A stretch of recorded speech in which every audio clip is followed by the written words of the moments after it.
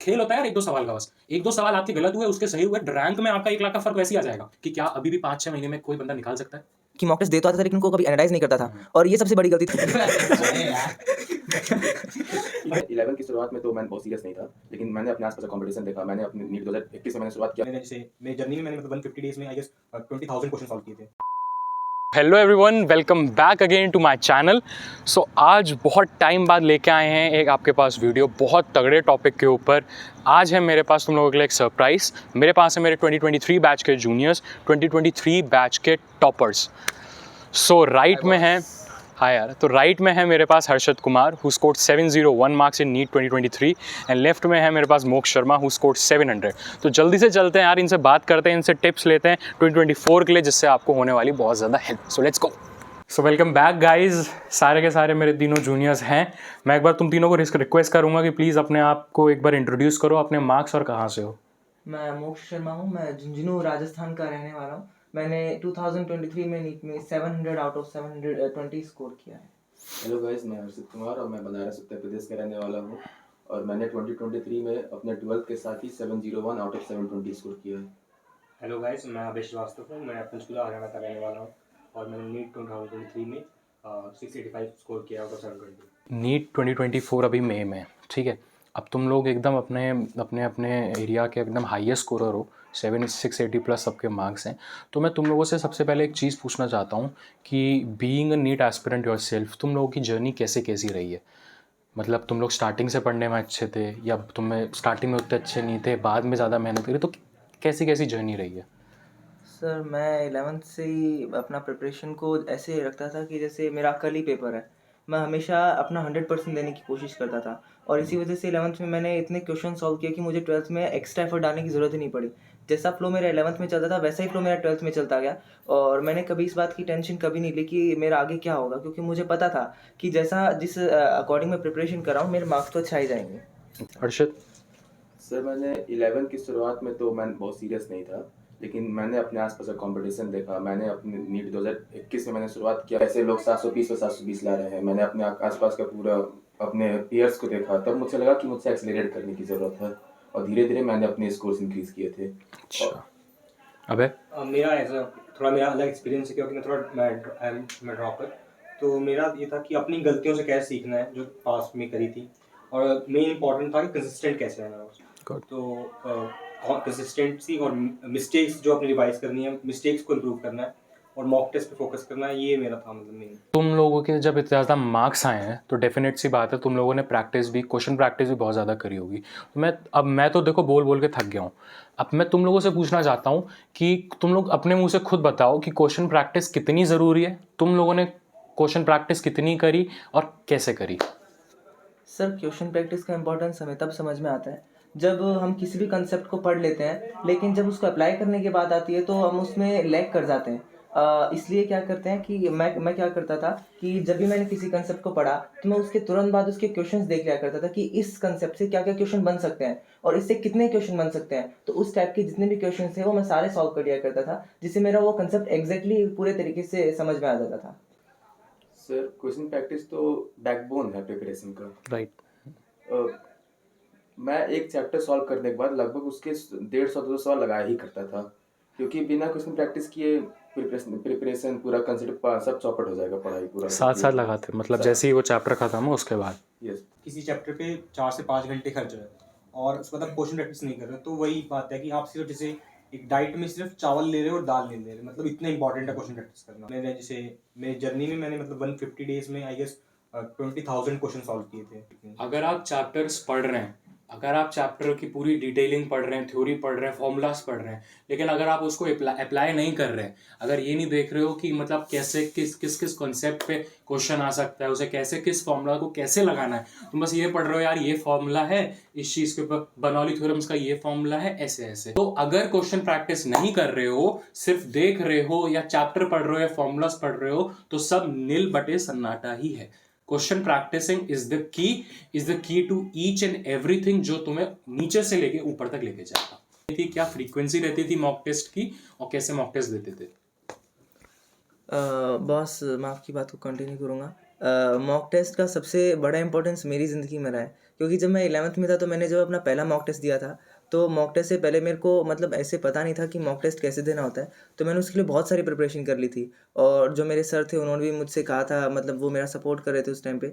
तो मैंने अपना पहला मॉक टेस्ट के लिए इतनी प्रिपरेशन की थी कि मेरे इतने अच्छे मार्क्स आए कि फिर मुझे इंटरेस्ट आने लगा इस चीज़ में। और फिर मैं कभी भी मैंने पीछे मुड़ के नहीं देखा, मैं हमेशा मॉक टेस्ट के लिए अच्छी प्रिपरेशन करता था। मैंने अपना मॉक टेस्ट देना जनवरी 2023 चालू किया और अच्छा, जनवरी में वो पेपर था, पेपर था मई। मई में स्टार्टिंग, मतलब उससे पहले एक भी नहीं दिया था मॉक टेस्ट? उससे पहले एक ही मॉक टेस्ट मैंने दिया। मैंने एटलीस्ट 127 मॉक टेस्ट दिए थे, जिसमें कि पार्ट टेस्ट ज़्यादा था, क्योंकि बेसिकली पार्ट टेस्ट जितना ज़्यादा देगा उतना बेनिफिशियल है।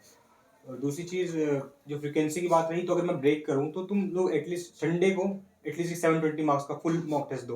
कहने का मतलब ये है, तुम्हें ये नहीं बोला जा रहा कि तुम 2 मॉक टेस्ट दो, 3 मॉक टेस्ट दो। पर्सनली मैंने भी एक बार 2-3 बार मैंने 2 मॉक टेस्ट दिए, तो उससे ज़्यादा मैंने नहीं दिए। तो it completely depends on you.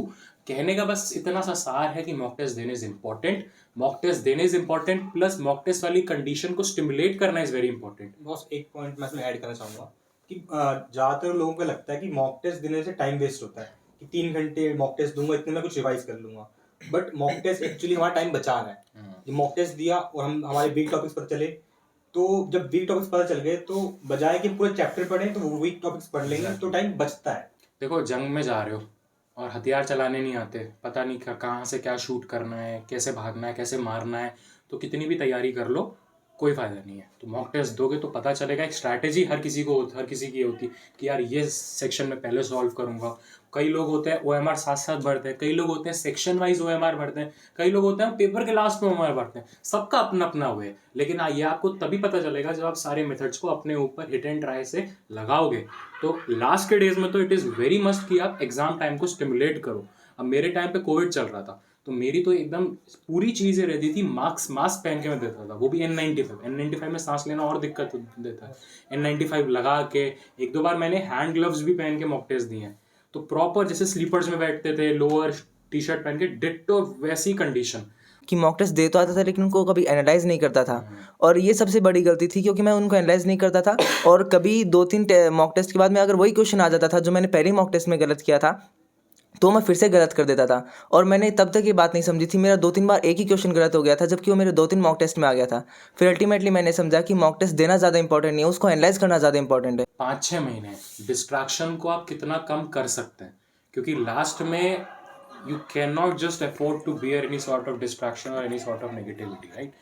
तो डिस्ट्रैक्शन को लास्ट में कैसे कम किया, लास्ट तक कैसे फोकस्ड रहे अपने गोल से, क्योंकि लास्ट में बहुत बच्चे एंशियस भी हो जाते हैं, यार नीट आ रहा है, इतने साल मेहनत करी है, वो पेपर देना है, ठीक है? तो कैसे अपने को उस डिस्ट्रैक्शन और उस नेगेटिविटी से दूर रखा है? तो मैं एक NCERT की बुक आती है फिज़िक्स की, मेरे को फिज़िक्स के ज़्यादा साइंटिस्ट अच्छे लगते थे, तो मैंने उसमें से एक साइंटिस्ट की फ़ोटो काट के अपने जो स्टडी टेबल थी उसके आगे चिपका ली थी। और उसकी फ़ोटो मेरे को इतनी अच्छी लगती थी कि मैं उससे मोटिवेट होता रहता था कि मेरे को भी एक दिन इनके जैसा बनना है, और इसी वजह से मेरे सारे डिस्ट्रैक्शन मुझसे अपने आप ही दूर हो जाते थे। कहने का मतलब यार ये है कि आपका जो क्वेश्चन बैंक है, आपका जो मॉक टेस्ट है, वो completely reliable, based on the newest pattern, और ऐसा होना चाहिए कि आप उसमें पूरा उस पर रिलाई कर सको। सही सॉल्यूशन, सही पैटर्न पे क्वेश्चन, सही वेटेज वाले। बहुत ऐसे मॉक टेस्ट मैंने देखे हैं जिसमें मतलब कुछ भी अपनी आंख बंद करके सवाल दिए जा रहे हैं।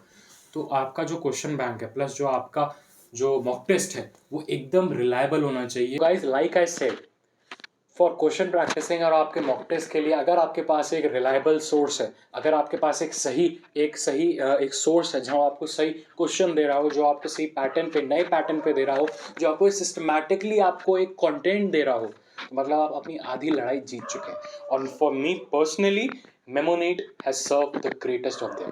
ये ऐप आपको वैरायटी ऑफ फीचर ऑफर करता है, जिनमें से कई सारे हैं। जैसे आपको मेमोनेट इसमें कैप्सूल मिलेंगे जहां आपको इंपॉर्टेंट टॉपिक्स के बारे में आपको बताया जाएगा, या इन डेप्थ क्वेश्चन सेक्शन मिलेंगे जहां आपको वैरायटी ऑफ टॉपिक्स के बारे में डिटेल में क्वेश्चनिंग, आपको सिर्फ अलग से इसका एक आपको सेक्शन मिलेगा। आपको यहाँ पे PYQ सेक्शन मिलेगा जहाँ PYQs पे आपसे डायरेक्टली एंड इनडायरेक्टली आपसे क्वेश्चन पूछे जाएंगे, जो कि ना ही आपको सिर्फ उन PYQs को ग्रास्प करने में मदद करेंगे, but it will also help you to understand the concept and to utilise it more efficiently and with more expertise. The whole question bank of MemoNeat and the test series is completely based on the new NMC guideline and the new NMC pattern. So आपको किसी बात की tension लेने की जरूरत नहीं है. You can just trust MemoNeat question bank and app blindly. दबा के क्वेश्चन लगाओ, अच्छे से क्वेश्चन लगाओ, एफिशिएंटली लगाओ, अपने वीक एरियाज के लगाओ, आपको रिजल्ट्स 110% मिलेंगे. So I will provide my coupon code in the description. Do install the app and question लगाना स्टार्ट. हमेशा हमारे पास 2 चॉइस होती है, और तुम्हें एक्स्ट्रा ऑर्डिनरी बनना है. तुम लोग को मतलब 21 लाख में से टॉप 10,000 वगैरह में आना है, 55,000 में आना है. तो बहुत सिंपल है कि तुम जस्ट लाइक कि तुम ऑर्डिनरी से क्या अलग कर रहे हो. जो ऑर्डिनरी लोग हैं, तुम्हें क्या एक्स्ट्रा ऑर्डिनरी करना है. इस टाइम पे जो तुम्हारे जो टॉपर्स होंगे वो इंस्टा चला रहे होंगे क्या, इंस्टा या कोई क्रोम वगैरह यूट्यूब वगैरह चला रहा होगा क्या. उसमें एक सिंपल सा क्वेश्चन पूछना है और तुम्हारे पास आंसर होगा. कि अगर एक्स्ट्रा ऑर्डिनरी करना है तो जो बाकी लोग कर रहे हैं, मजे कर रहे हैं, मॉक टेस्ट स्किप कर रहे हैं, वो तुम्हें नहीं करना. खेल होता है यार 1-2 सवाल का. बस 1-2 सवाल आपके गलत हुए, उसके सही हुए, रैंक में आपका 1 लाख का फर्क वैसे ही आ जाएगा. तो ये चीज सोच लेना यार कि 1 मिनट का भी डिस्ट्रैक्ट होना, 1 मिनट का भी इधर उधर भटकना आपके लिए कितना ज्यादा हार्मफुल रह सकता है. अगली चीज मैं तुम लोगों से ये पूछना चाहता हूँ कि उन लोगों के लिए क्या बोलना चाहोगे जो अभी नीट देना चाह रहे हैं, उनके मार्क्स नहीं आ रहे हैं, उन्हें लग रहा है यार मेरे मार्क्स बढ़ नहीं रहे, सो एंड सो मान लो 500s में अटके हैं, बहुत लोग 400s में अटके होंगे, बहुत लोगों का ड्रॉप भी होगा. तो उन लोगों को क्या मैसेज देना चाहोगे? क्या तुम लोगों को क्या पर्सनली लगता है कि क्या अभी भी 5-6 महीने में कोई बंदा निकाल सकता है? जो जनरली 500 के रेंज में होते हैं उनमें एक गलती कॉमन होती है, वो अपनी मिस्टेक्स का एनालिसिस नहीं करते हैं. तो अगर आप मिस्टेक्स का एनालिसिस करेंगे तो आप देखेंगे कि आपका मार्क्स लगभग 100 मार्क्स की रेंज से बढ़ जाएगा. तो मिस्टेक्स एनालिसिस बहुत इंपॉर्टेंट है. जिनका रेंज 500 550 है, वो उनका रेंज अब अचानक से 600 650 हो जाएगा. इसमें डिप्रेस होने की बात नहीं है. मैंने किया है, खुद किया है. मतलब मेरे मार्क्स आते थे तो 550 बताया मुझे से, और फिर जंप किया. मतलब किसी को, मुझे खुद नहीं यकीन होता कैसे है, बट वो हुआ है ना. 685 है, मैं सामने हूँ, दिख रहा है. तो वो पॉसिबल है सिर्फ मिस्टेक रिवाइज करके, कंसिस्टेंट रह के. हो सकता है अभी भी 4-5 महीने में जितने बचे हैं, हो सकता है. बस अगर तुम कंसिस्टेंट रहो और अपनी मिस्टेक्स रिवाइज करो, डिस्ट्रैक्ट मत हो. नहीं, एक्चुअल में हो सकता है, ये एकदम पॉसिबल है कि आप 5 से महीने, इवन आप 3-4 मंथ्स में भी कर सकते हो.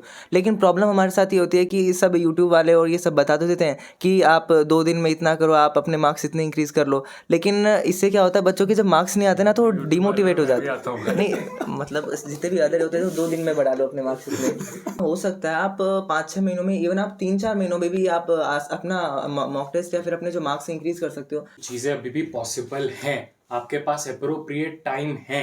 ये मैं भी कह रहा हूँ, मेरे साथ साथ जो आपके रिसेंट सीनियर्स हैं, जो आपसे 1 साल पहले निकले हैं, वो भी कह रहे हैं. अब ये जो लास्ट के 5-6 महीने में, इसमें हम क्या करने लग जाते हैं, थोड़ा ज़्यादा स्ट्रेस में आ जाते हैं और हम अलग अलग रिसोर्स को फॉलो करने लग जाते हैं कि आज ये चैप्टर पढ़ लूँ, आज ये बुक पढ़ लूँ, इसमें से क्वेश्चन आएगा, आज ये बुक पढ़ लूँ. तो आप कभी भी ऐसा मत करना. जो आप पहले से फॉलो करते आ रहे हो, आप उसी फॉलो करते जाओ, अपना चेंज मत करो. अगर लास्ट टाइम में अपना जो सोर्स है या फिर अपना जो पढ़ाई का तरीका वो चेंज कर दोगे तो आपके लिए फ्रूटफुल नहीं होगा. बहुत लोग क्या करते हैं, बायो के लिए तो एनसीईआरटी बहुत प्यारी बुक लगती है, लेकिन जब फिजिक्स और केमिस्ट्री, ऑर्गेनिक इनऑर्गेनिक आती है तो एनसीईआरटी जनरली कोई ज़्यादा ध्यान देता नहीं है. तो तुम लोगों का एनसीईआरटी पे कितना और क्या फोकस था, और तुम लोग क्या मानते हो कि फोकस ज़रूरी है या एनसीईआरटी छोड़ भी देंगे तो हो जाएगा? एनसीईआरटी छोड़ दोगे तो फिर समझ लो नीट को छोड़ देगा, नीट तुम्हें छोड़ देगा. इट मीन्स एनसीईआरटी पे तो पूरा फोकस था. मतलब एनसीईआरटी के बिना तो आप सोच ही नहीं सकते नीट के प्रिपरेशन के बारे में. फिजिक्स केमिस्ट्री की बात ये है तो हम कई बार क्या सोचते हैं कि फिजिक्स में हम फॉर्मूले करेंगे, प्रैक्टिस करेंगे और हो जाएगा. लेकिन फिजिक्स में अब ऐसा नहीं रहा, क्योंकि फिजिक्स में अब असर्शन रीजन आने लगे क्वेश्चंस. असर्शन रीजन के साथ में अब कुछ जो थ्योरेटिकल क्वेश्चंस है वो भी आने लगे, और वो इसलिए दिए जाते हैं कि प्रैक्टिस तो हर कोई करके फिजिक्स के क्वेश्चन सॉल्व कर देगा, लेकिन कंसेप्ट जिसको पता है वो थ्योरेटिकल क्वेश्चन भी सॉल्व कर लेगा. यार देखो, तुम लोगों को अप्रॉक्स फर्स्ट ईयर में कितना हो गया टाइम? 5-6 महीने हो गए, 3 महीने हो गए. ओके, तो फर्स्ट ईयर में मतलब तुम्हारा एक्सपीरियंस कैसा रहा है being a first year student? तुम कॉलेज के बारे में तुम्हारा एक्सपीरियंस कैसा रहा, अपने सीनियर्स के बारे में, ठीक है, और बनारस के बारे में मतलब तुम्हें कैसा लगा, फैकल्टीज़, DH, लैब्स, इन सब के बारे में तुम मतलब हमारी जो ऑडियंस है, जो जो बच्चे देख रहे हैं, जो आगे आगे जाके अपना कॉलेज चूज़ कर रहे होंगे, तुम उनको क्या टिप्स और क्या एडवाइस देना चाहते हो? अपना एक्सपीरियंस प्लीज़ शेयर कीजिए। जैसा कि बॉस ने कहा कि यहाँ के अंदर, यहाँ BHU के अंदर, IMS के अंदर one of the most well equipped labs present है। और BHU की, मेरा जो one of the main reason था BHU आने का, वो था research opportunities. BHU AIIMS Delhi के बाद में सेकंड मोस्ट एमिनेंट इंस्टीट्यूट है जो आपको रिसर्च अपॉर्चुनिटीज़ प्रोवाइड करवाता है पूरे इंडिया के अंदर। As it is a centre university है, तो इसके अंदर आप अपना रिसर्च जो वर्क हो आप परस्यू कर सकते हो। और इवन BHU एक पूरा कैंपस है, तो आप इसके अंदर BHU के अंदर एक्सप्लोरेशन करने के लिए बहुत कुछ है। यहाँ पर ऐसा नहीं है कि आपको सिर्फ पढ़ना ही पढ़ना है, यहाँ पर आप अपना जो हॉबी है उसको भी अच्छे तरीके से परस्यू कर सकते हो। आप लोगों के सामने मैं तीनों से पूछता हूँ कि तुम्हारा फर्स्ट रीज़न क्या था आने का, क्योंकि हम सबका एक ही रीज़न होता है, वो होता है इंटरनल रिजर्वेशन। पीजी में इज़ वेरी वेरी इंपॉर्टेंट, क्योंकि कंपटीशन ज़्यादा रहता है, सीट्स बहुत कम रहती हैं पीजी में। तो कोई मतलब इंडिया में ऐसे बहुत कम कॉलेज हैं जो आपको इंटरनल रिजर्वेशन प्रोवाइड करते हैं। BHU एक रैगिंग फ्री कैंपस है। यहाँ पर अलग अलग फैकल्टी से एस्टेब्लिश्ड एंटी रैगिंग स्क्वाड्स बने हुए हैं जो पूरे कैंपस के अंदर रैगिंग को प्रिवेंट करते हैं। इसका बेस्ट पार्ट यही है कि सीनियर जूनियर रिलेशनशिप बहुत अच्छा बॉन्ड बनाते हैं हम लोग। जो सीनियर्स हैं हम लोग के बहुत हेल्प करते हैं, मतलब कभी भी इमरजेंसी हो, कभी कॉल करें तो कभी भी ऐसा कुछ नहीं होता है। मतलब यहाँ पे बहुत ही फ्रेंडली इन्वायरमेंट है सीनियर्स और जूनियर्स का। लाइक कोई भी मतलब कोई प्रॉब्लम हो, तुम्हें पर्सनल प्रॉब्लम हो, स्टडी से रिलेटेड कुछ हो, एकेडमिक्स से हो, मतलब कुछ भी रिलेशनशिप, सब एक्चुअली सीनियर्स हमारी हेल्प करते हैं कि क्या कैसे करना है। इवन मैंने भी खुद ही कुछ स्टार्टिंग में आया था तो नहीं लग रहा था मेरा मन, तो मैं सीनियर्स के पास ही गया था ऑब्वियसली, तो उन्होंने मेरी बहुत हेल्प करी और अभी मैं सही हूँ। जैसे IMS BHU बनारस शहर में है। बनारस शहर महादेव की नगरी, रिलीजियस कैपिटल ऑफ इंडिया, इसके बारे में आप लोग सुने ही होंगे, आप लोग जानते ही होंगे। ये इतना लाइवली शहर है कि यहाँ पे कोई अकेला फील कर ही नहीं सकता है। बनारस का एक्चुअली वाइब नहीं, बनारस की पूरा माहौल है। हाँ, माहौल है। जो माहौल वहाँ कहीं नहीं मिलेगा, दिल्ली, नोएडा, गुड़गांव कहीं नहीं मिलेगा, क्योंकि बनारस में जो माहौल है। आई होप इनसे आपको थोड़ी गाइडेंस और इनसे आपको थोड़ा एक जिसको बोलते हैं एक पाथ मिला होगा कि आने वाले 4-5 महीने कैसे अच्छे से, कैसे एफिशिएंटली अपने यूटिलाइज कर सकते हैं। तो प्लीज़ आप इनकी बातों को समझिए, इनको सुनिए, अपना क्वेश्चन प्रैक्टिस अच्छे से कीजिए, अपने मॉक टेस्ट दबा के दो, पॉजिटिव एटीट्यूड रखो। जैसे मैंने बोलते हैं, आपको आपका जो लायंस एटीट्यूड होना चाहिए, to see and to hunt वाला एटीट्यूड होना चाहिए। नेगेटिविटी आसपास नहीं आने देनी, फुल्ली पॉजिटिव रहना है, अच्छा रहना है, अपना एम अपने सामने रखना है। मन करे तो लगा दो AIR1 नीट 2024, और बिल्कुल भी नहीं भटकना, और सही चीज़ करोगे, सही से रहोगे तो आपको अच्छा ही मिलेगा, क्योंकि एट द लास्ट अभी नीट करना is possible, it is very much possible. I hope आपको इस वीडियो से बहुत हेल्प मिली होगी। Do like and share and subscribe this video. Until the next video, bye bye.